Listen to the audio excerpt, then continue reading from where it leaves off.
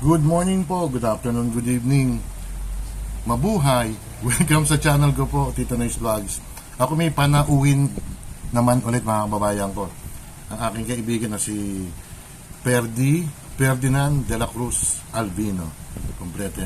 Pag-usapan natin first yung about sa yung Ninoy Aquino International Airport. Under new management na. Sa wakas, anong iba nakakalam na ang magmamanage po mga titos, mga titas, mga kababayan ko, San Miguel Corporation. O, pribadong kumpanya yan mga kababayan ko, mabuti naman.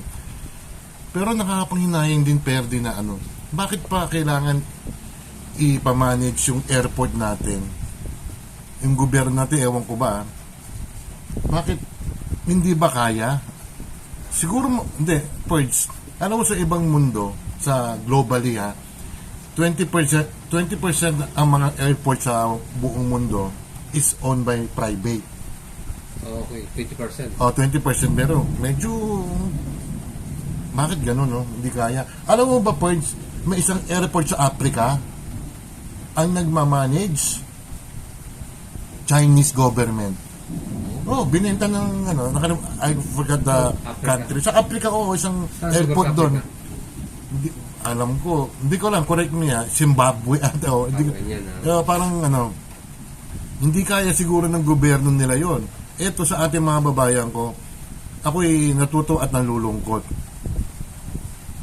Bakit pinamanage sa gobyerno? Okay, hindi kaya siguro. Ito na lang mga babayan ko, yung Terminal 3 po, 3 buwan pong napakahina ng aircon. Blower lang po ginagamit nila. Blower lang hindi yung air conditioning talaga. Di ba first yung niyo ako, di ba? Tapos mga babayan ko, sana naman yung comfort room, sana yung malinis sa Panginoon ko. Hindi sa yung airport na napuntahan ko sa may Qatar Ports, grabe. Ang linis pa. Malinis. Mapa economy ka o mga first class o Gusto ko, ang linis mga babayan ko at saka dyan sa airport sana. Hindi ko alam kung under partnership pa yan ng private tsaka public Sana naman wala na mga dyan, mga buhaya ports. So palagay mo, magkakaroon pa ng buhaya sa airport under private managed private na magiging private management ng San Miguel. Oo. So hindi pa na ang di ko lang sa September 14 parang sila sabihin kumbaga sa metro ika-calibrate na. Okay. Pagagandahin na ang airport sana nga po. At saka po yung parking po, Panginoon ko, sana naman po ayusin ni RSA, si Ramon S. may-ari na San Miguel Verde yun. Luwagan naman sana ang mga parking space po dyan, especially po ang Terminal 3. May parking na nasabi pero napakasikip po ng mga exit. Hindi rin po sa mga malalaki po. May mga airport sa ibang mundo po, sa ibang bayan po na malayo ang airport po, siguro mga 500 meters ang yung building airport, and then yung parking talagang medyo malayo-layo siya siguro mga 300 to 500 meters. At saka ang capacity po ng parking sa ibang bansa 500 cars to 1,000 birds. Marami yun, di ba? Sa atin yung Terminal 3, ilan yun bilang mo? Kulang-kulang mga 200 lang, di ba? Mga ganun, di ba? Ang sikip pa. Pero meron pa rin parking doon sa may parking depot yata o gilid ng Terminal 3. Minakita ko doon. Alam ko may sa taas din meron parts meron siya, kaya lang siguro. Gusto, alam mo Port, sana nga magaya natin ang kahit kalahati man lang ng airport sa Singapore Ports. Huling punta ko ron 2003. Na ngayon 2024, lalong pinangganda pa. Hi babe, si Ahart, shout out, taga Singapore yan kilala ko Port. Sa Hong Kong po, sus, Ginoo, ang ganda Pearls ng airport din. Wala namang perfectong airport pero ang laki po isang airport. Ano mo airport sa Hong Kong? 5 ulit ng ng MOA. Di ba, ang laki? Kasi magbubus ka pa eh. Di ba? Oo. Kasi pag pupunta ka sa pinaka-arrival, magbubus ka pa. Pero alam ko sa NAIA, mayroon din, magbubus ka. Pero ilang minuto lang. Sana naman, under new management. Ito po yung mga terminal po na parang binago ba to? Kasi meron tayo points na flag carrier. Actually, ang Philippine Airlines, hindi na pag-aari ng gobyerno yon. Nabenta na ni Ramos noon kay Lucio Tan. O, ang Terminal 1 Purge, exclusively sa Philippine Airlines. Ano ba yon? Mapa international or domestic. Ha? And then yung Terminal 2, yan, purely, kahit anong mga aeroplano, purely domestic flights lang, mga kababayan ko. And then yung Terminal 3, international flights. Kahit ano yan. Kahit sa kampating mundo. Ganun naman eh. Sa Terminal 3, yan. Yan ang dapat ayusin nyo, yung Terminal 3, SMC, RSA. Dapat ayusin nyo. Tsaka, minsan pa, di ba, ang daming mga sumusundo rin, no?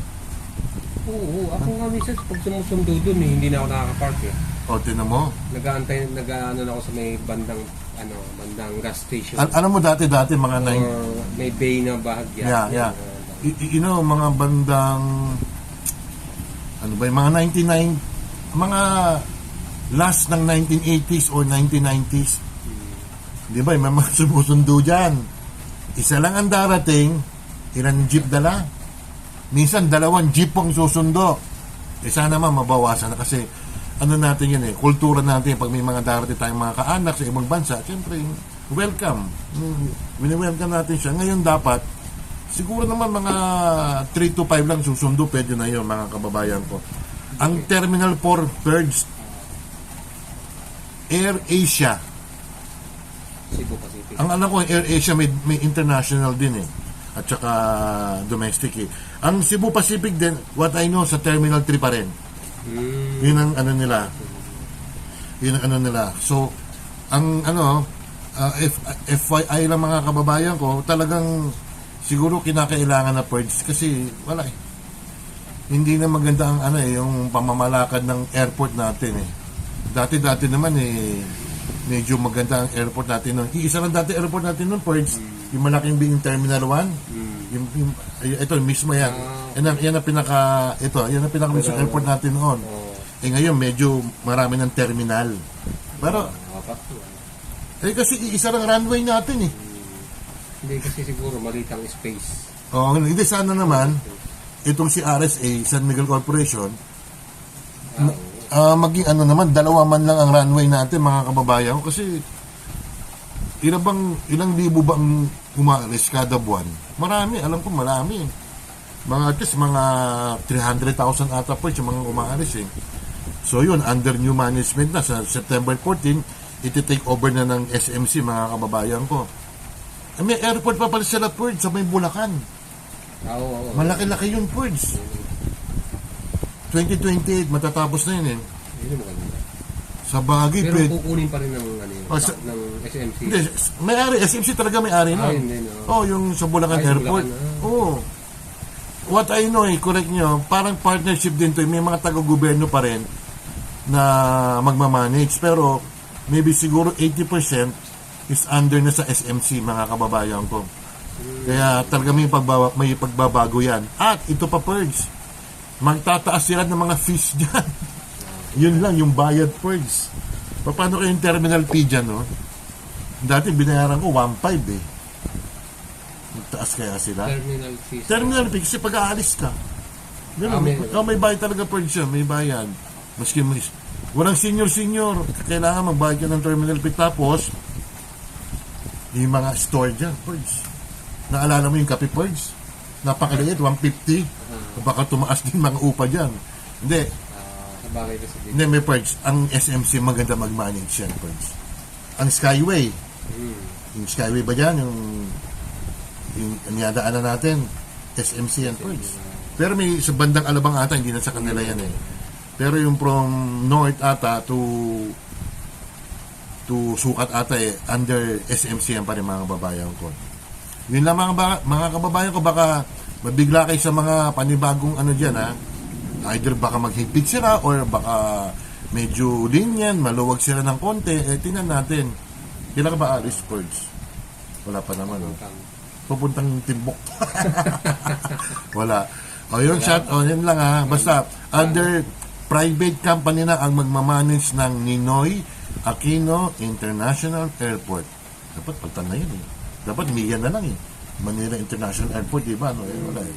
Ganun. Malalaman na sa San Miguel kung babaguhin na. Sana baguhin na lang. Pero, bagay, airport lang naman yun, eh. Ang importante yung paano sila pamamalakad nila. Di ba? Grabe, ang gulo, Forge, no?